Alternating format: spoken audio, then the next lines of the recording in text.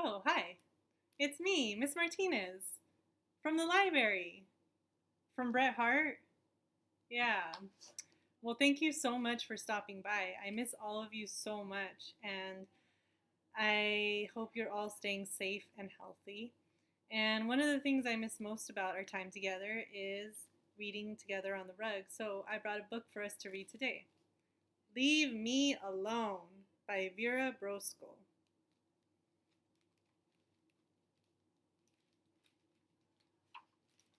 Leave Me Alone by Vera Brosco.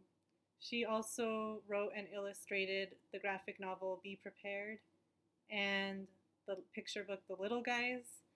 And she did the storyboards for Coraline, Box Trolls, and Paranorman. This book is published by Roaring Book Press.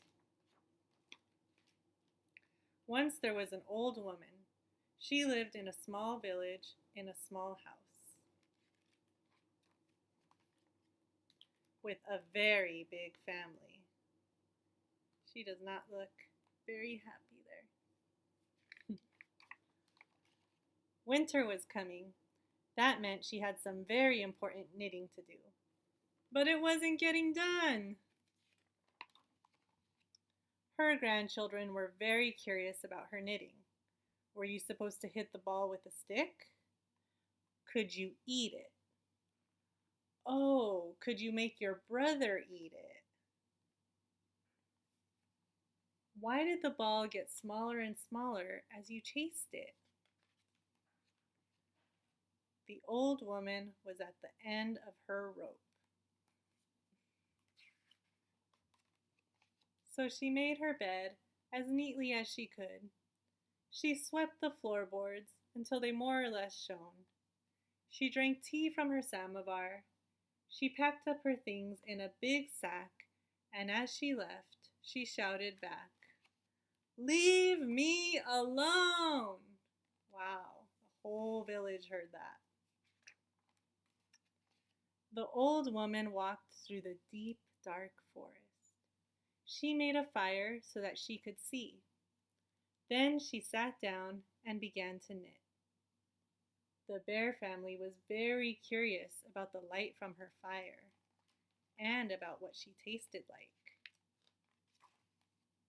"Leave me alone," the old woman shouted, but they didn't listen because bears don't speak English. So she picked up her sack and left. The old woman climbed up the mountainside. It was cold, so she found a small sheltered place. Then she sat down and began to knit. The mountain goats were excited to have a visitor, especially one who brought snacks. "Leave me alone," the old woman shouted. But the goats were too busy fighting over the red ones, which they all agreed were the best. It's true, goats will eat anything. Some people even use them as lawnmowers. So she picked up her sack and left. The old woman climbed higher and higher up the mountain. She reached the top and climbed on the moon. She found a rock that was shaped like a chair. She sat down and began to knit. The little green moon people had never seen a human before, old or otherwise. They examined her with handheld scanners that went beep boop, beep boop, beep boop. "Leave me alone," the old woman shouted, but the little green moon people couldn't hear her because they didn't have ears. So she picked up her sack and left through the wormhole. The void on the other side of the wormhole was very dark and very, very quiet. She was absolutely, completely, utterly alone. It was perfect.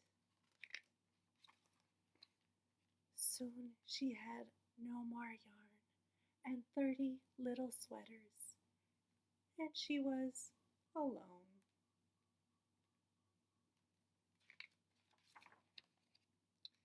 So she put the 30 sweaters into her big sack. She swept the void until it was a nice matte black. She had a cup of tea from her samovar. Then she picked up the sack and left through another wormhole.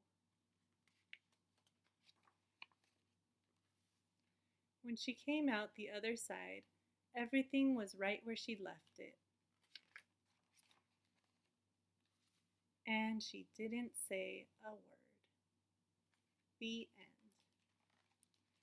So I read that book to you today because depending on your situation, you may be crowded with a lot of people in a small space right now, or you might be very alone. And it's natural to feel uncomfortable. I think we're all feeling uncomfortable at this time. And one strategy to dealing with it, because when we're uncomfortable, sometimes we can get angry and yell at people and blow up and just get more uncomfortable. But then we have to live with those people for the next couple months as we shelter in place. So some strategies for dealing with that are to first name the feeling. So for example, I feel angry because you took all my toys. Or I feel angry because I can't go outside. Or I feel angry because... Good. Another one could be, I'm scared because... Go ahead, you say it. And tell me what you're scared about. Oh yeah, I'm scared of that too. So another one could be, I'm nervous because. I'm nervous because. Go ahead. And tell me something that makes you nervous. I also feel very nervous during this time. So after you've named the feeling, you can practice mindfulness, such as that you've learned with Mr. Andrew, or I can show you some breaths I like to do, such as the counting breath. The counting breath, you breathe in for 4 and count on your finger. And then you breathe out for 4.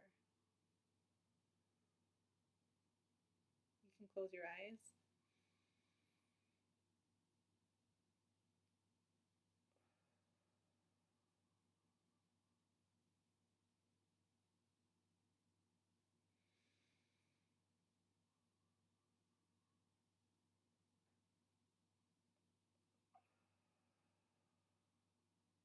Very good.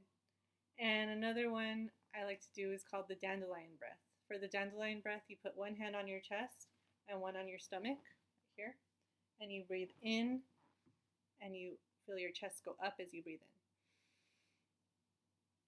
in and out, and your chest goes down. So let's do that again and count to 4 again.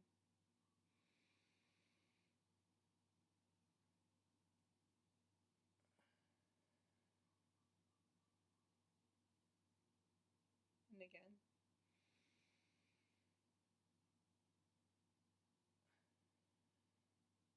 I can't breathe in too deeply because I have asthma. Another breath that I like to do is called the rainbow breath. So for this, you want to have plenty of space on your sides, which I don't really have here. And you breathe in, connect at the top, and out.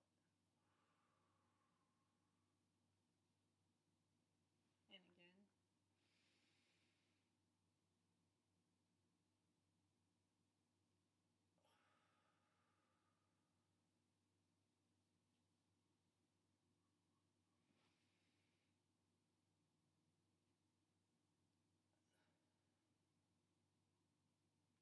Very good. I hope you're feeling more relaxed now.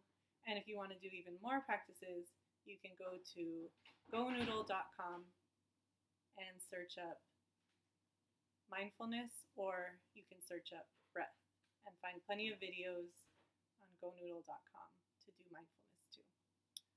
Hope you're all staying safe, and I hope to see you soon. Bye.